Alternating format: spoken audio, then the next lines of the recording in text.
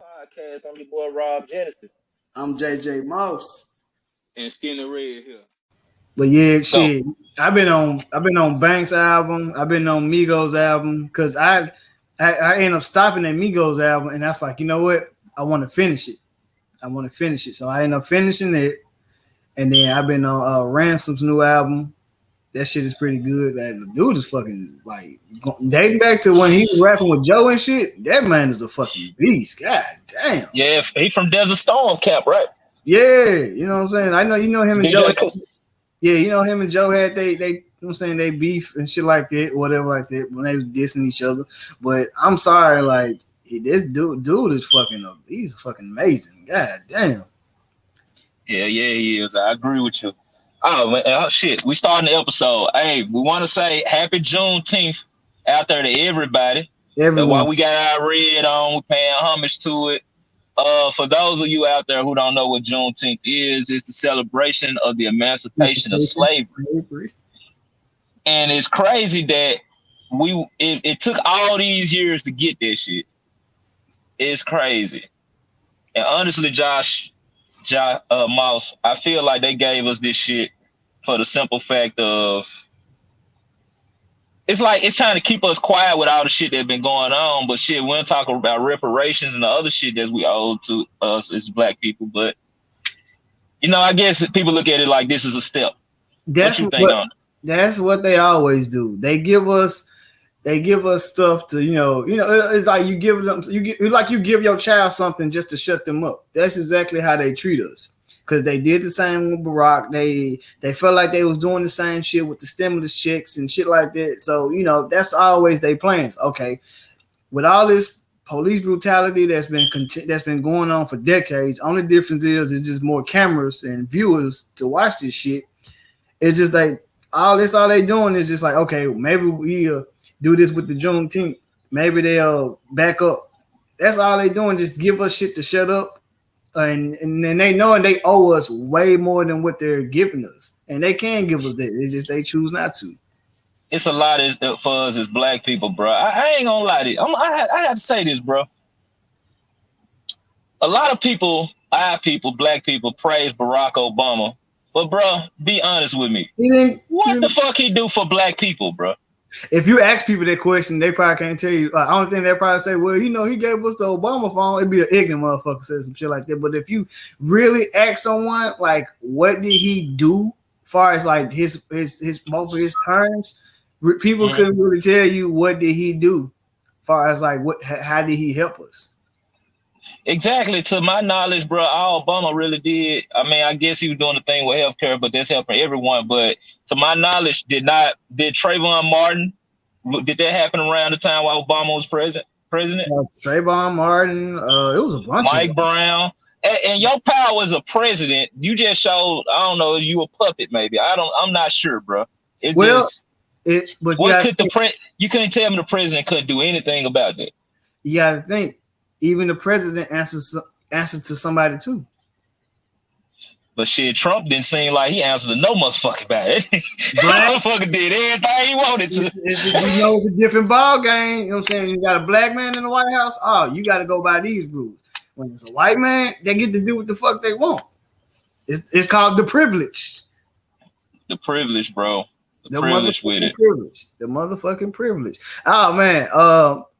To our viewers and our listeners, I almost had like an altercation at work today. So man, go ahead. Hold on. What happened, man? Come on, man. What happened? To be at work. Okay, I wasn't supposed to be at work, but me being a team player and me actually the area that I'm basically about to be supervising, they needed help in that area, so they didn't have a grill cook this morning. So everything was copacetic this morning. Everything went smooth. Now when it got to lunchtime. It's 12 o'clock. So all the nurses and shit about to come downstairs. So I'm making this nurse's order and I'm overhearing her. Like I got my back turned to her and the doctor. He's waiting to get served or whatever like that.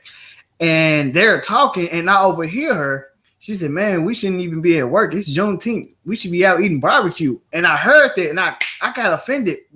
I got offended very fucking fast. And I had to stop myself to like, oh. And I'm in my work environment. I work in the hospital. I live in Knox, so I didn't want to jeopardize, my work. I didn't want to jeopardize my job or anything like that because, that'll trickle down to me jeopardizing my home. But I really had to catch myself. I definitely had to catch myself because I'm like, what the fuck this bitch just say? I feel you. Man. I really had to stop. I like, you know what? Let me get her out of here. Like, here go your food, man. Like, I when I heard that, I got her shit out. Here you go. Here go your turkey burger. Here you go. Cause that got me pissed. I had to kind of walk off. I had to tell the other, can you serve the doctor and like give me a minute? Like that kind of, I had to kind of pace a little bit. That pissed me off. That definitely pissed me off. Well, it was an older white woman or no, what? This was like a middle age. No, I wouldn't even say middle age. She looked like she was in like her late 20s, early 30s. Bro, it's certain things in this country that us as black people still gonna go through, bro. For one, bro, the company that I work with, I'm not saying the name, but they're just now honoring Martin Luther King Day as a holiday, as a work holiday for us last year. Wow. I've been with this company 5 years. Every year I called in sick on Martin Luther King Day because you got me fucked up. I work with so many white people. And it ain't that many black people, bro. Like, no, bro. I'm not coming in. Same here. But and then who knows how long it's gonna take them to acknowledge Juneteenth. I just know from now on, I'm calling in on Juneteenth. Come to think of it, I don't think I ever worked on a Juneteenth, regardless. So, that's just the company that we live in. But I don't want to sit on, race relations. It is Juneteenth. It's a celebration of black people. We celebrate, man. We doing more celebrating. We celebrate. We definitely celebrate. We celebrating. Let's celebrate Queen Latifah for her lifetime achievement award. Yes. And when I read that shit, I said it's about damn time. I'm sorry, BT. Y'all been fucking up with all these honorees and shit like that. Y'all giving out everybody these praises, but y'all are skipping a lot of our iconic figures, black figures. And I'm glad y'all got it right this time. Queen Latifah should have been honored. She deserved it, man. Her music, her acting, her movies, her TV shows. Living Single still comes on to this day. Yes, still funny. Even with the new show Equalizer, I haven't watched it yet, but they renewed it for like the second and third season already. And like I've read nothing but great reviews on the show. I just can't catch it because I'm always working. But I only watched one episode. I watched the pilot episode. It was just kind of like but I got to go back and listen. I mean, watch it because I ain't know they got approved for a second season. Man. You dropped some jewels right here. So when I read that, I was like, it's about damn time, man. Because like I said, they've been kind of fucking up on these honorees and these celebrations and shit like that. Like, nah, man, we need before we get these new legends, celebrate these new legends. Let's celebrate our old legends. Let's not let them know that we ain't forgot about them. Like we ain't forgot about our 80s legends, our 90s legends. We ain't forgot about Exactly. With verses, what we just do, Trina versus Eve. I had to go back and watch it because I missed it. I had to go back and watch it. I only watched half of it, and bro, you know how I was talking shit. Like, man, Trina got this. Man, the part I saw, Eve ate her ass up, man. Ate her ass up, man. I was like, oh, okay, Trina come with You Don't Know Now, and then Eve come in. La la la la la la la la la. I'm like, bro, You Don't Know Now can't beat that, bro. You Don't Know Now can't beat that. I told you. I said, now what can she watch? Because I told you, I said, now one of them songs she ain't gonna be able to beat. But it was like I like the fact that it was more of a celebration, and you can tell both of them had fun. They was having fun doing it. Because it was cool to see a versus with a crowd, man. Yes, it was cool to see that. Dope. It was dope as hell, and it's just crazy. It was just crazy just watching it, and it's like, damn. Because I ain't gonna lie, when I first heard it, I'm like, even Trina, and it's like, but once you watch it, it's like, you know what? I was wrong. I thought there was gonna be a terrible battle, but it versus battle, but it turned out it was very, very dope, and celebrate. But you got to be a fan of both to understand all the music too.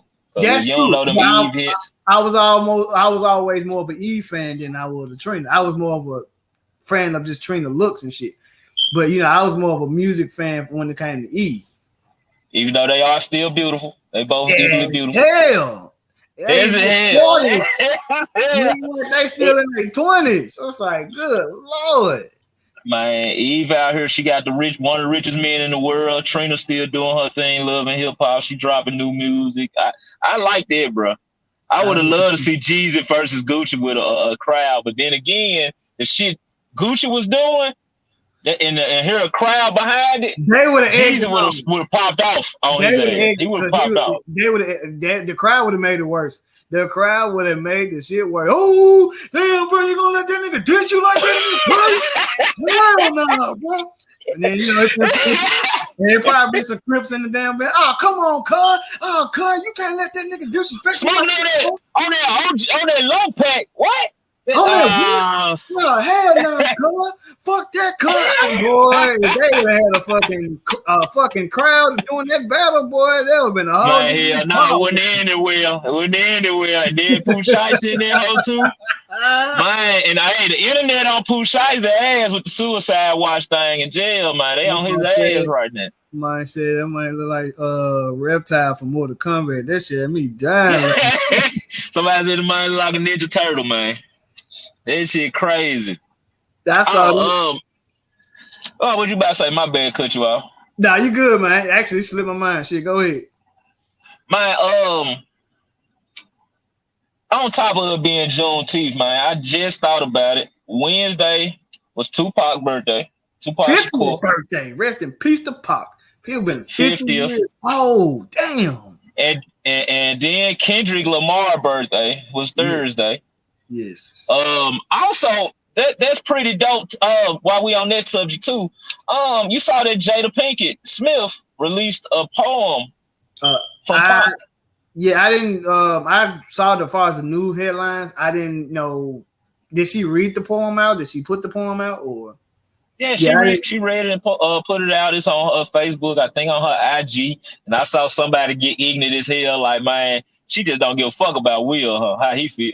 I was like, nah, bro, y'all gotta stop, man. Y'all gotta stop, man. You gotta think what age we live in now. We live in the internet age. Like, motherfuckers do not give a fuck. Ain't no fucks given when it comes to this internet. Internet is always gonna be. You can't fuck up on the internet at all. Somebody gonna make this shit mean, dog. It don't work the same. But honestly, back to go ahead. Nah, shit. I gonna say you ain't popping until you turned into a meme these days. Man, what you said. But I wanted to say, man, for Pac and Kendrick, what would you say are your top 3 songs? Tupac.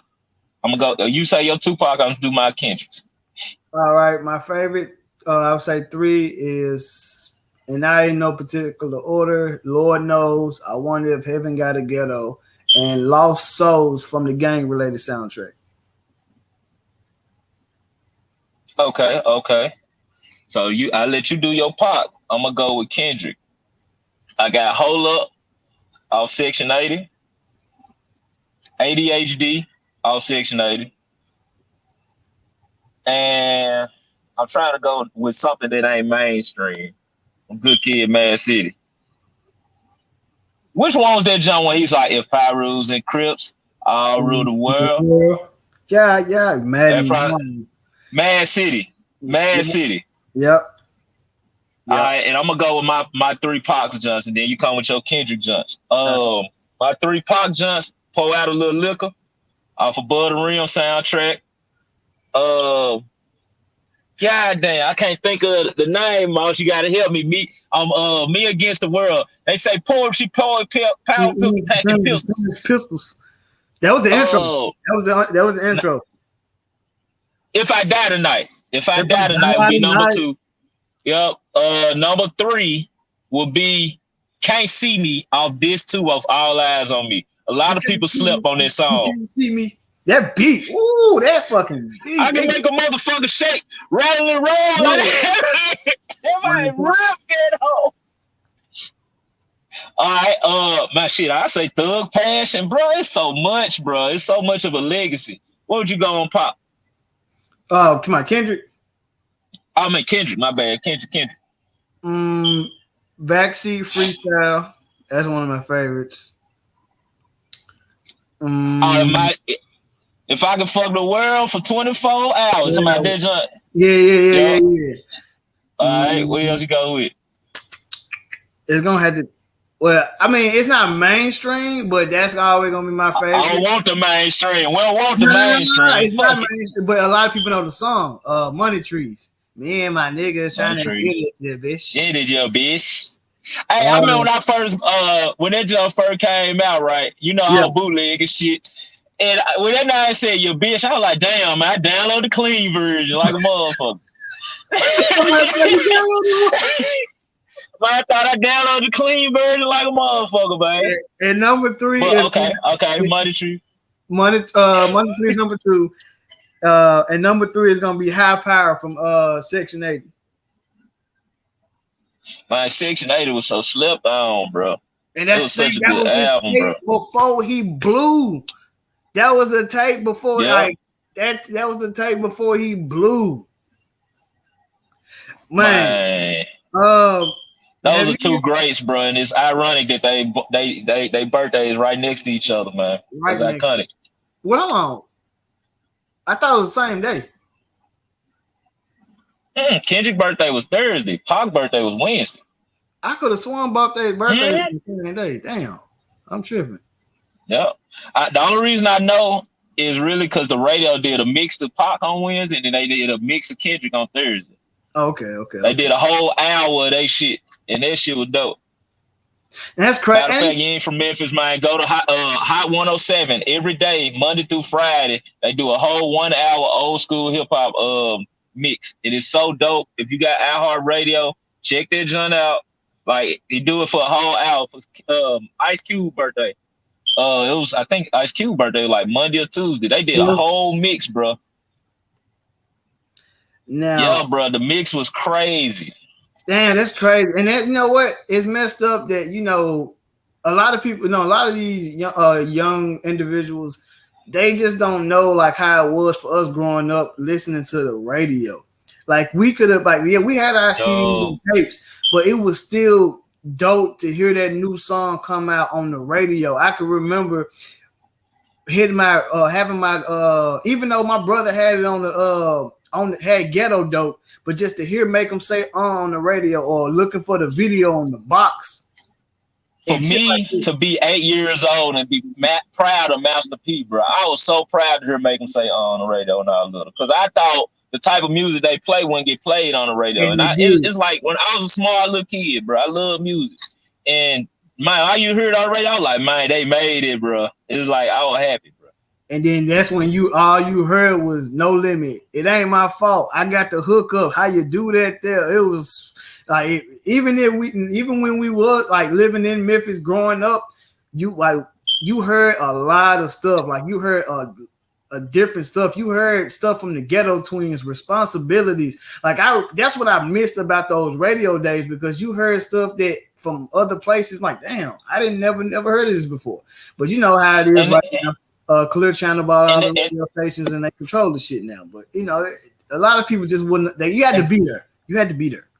And see, and I ain't even a radio person, but with my job, I drive around in the work van, and then of course I'm listening to the radio. Sometimes I can switch to my phone, but sometimes you want to see what's on the radio, see what people listening to. But Miles, do you remember that station that we had that played the old school hip hop, bro? Now, I ain't talking about the 80s, 90s. I'm talking about the early 2000s. It was before you moved back out of Memphis. I think it was Power 99, bro. Power 99. They was actually playing old school, and they was breaking the new stuff. Yes, bro, and it was so dope, bro. They heard the shit that we heard in high. They were playing all the shit we listened to in high school and middle school, bro. Yeah, they was playing the old school stuff, and they was breaking new artists too. Cause that's when I first heard. And that's how you supposed to break new artists, bro. That's how you supposed to. Cause you know our age range gonna listen to this shit. So you bring a new nigga in there, they be like, damn, okay, I like that nigga. Yeah, because a lot of our age range ain't gonna listen to this shit. That's when I first heard Grey Goose off Power 99. I'm like, who the fuck is this? I heard G's and I heard God. Who the fuck is All Sign? For those who don't know, that started. I'm like, who is this nigga? I'm like, Niggas don't know Starlitos weigh 1 and 2. Then when niggas all star. They don't know about all star. Like if you like for those who like just caught up to when he like fully became Starlito, y'all missed out on the all star shit. Y'all missed out on that. Like the Grey Goose days and all that shit. Like that was one of the motherfucking days right there. Especially the first Starlitos way mixtape. You burnt that shit for me, and I still was bumping that motherfucker. Question: have you been hearing about what's the shit going on with Melo? Melo and Lala? Yeah, Melo got the baby on the way on and shit. I ain't know he had a baby. I just saw that. I think it was Shade Room post they getting the divorce, but I ain't know that he got a baby. I don't know how true this is, and it said, "Oh, Melo reported."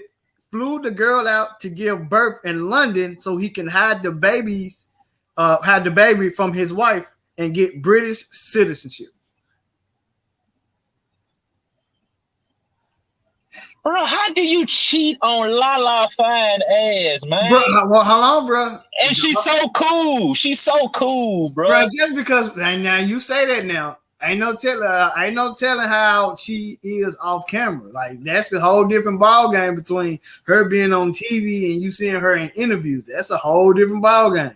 So I ain't no telling, but I don't condone it. No, I don't. I'm a happily married man. I don't condone that shit, but still. And I saw that. I was like, wow, Melo, damn, sheesh. Sheesh, bro. Big sheesh. Shit, man, I think, is there anything else?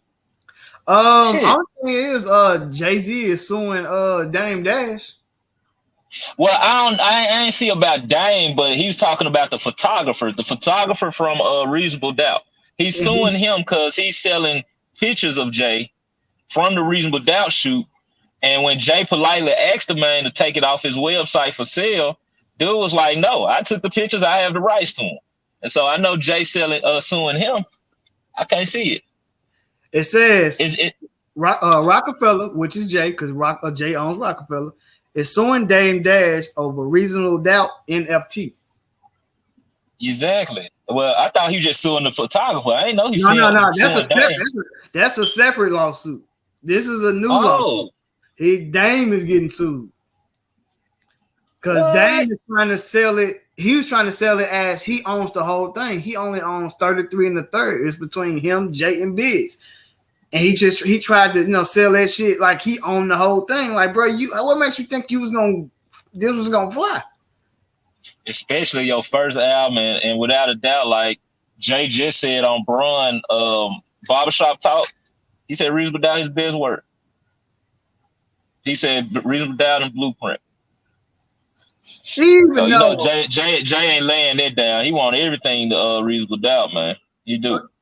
I think he always said that he always felt like he couldn't make anything better than Reasonable Doubt.